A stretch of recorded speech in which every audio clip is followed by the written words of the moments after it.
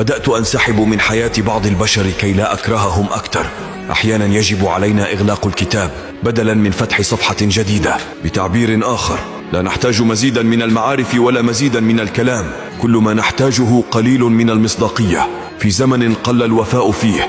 فمن يحبك حقا يقرأك وقت صمتك، يرى طيبتك وقت غضبك، يشعر بحنانك في قسوتك، ويرى حزنك خلف ابتسامتك، ويتحملك في أسوأ حالاتك. فلا تثق كثيرا بمكانتك في قلوب الناس. تستيقظ الناس كل يوم بمشاعر مختلفة، تتغير نظرتهم باستمرار، تتقلب عواطفهم في لحظة، فقد يتخلون عنك لأتفه الأسباب. يحبونك حين تكون بقربهم، وعندما تغيب عنهم تجدهم قد نسوك أو قد تم استبدالك. فاعلم أن الناس مراحل وليست بيوت، قد تطول مرحلة عن أخرى، لكنك في نهاية المطاف قد تعود إلى منزلك وحيدا. لا تنسى متابعتي في الإنستغرام.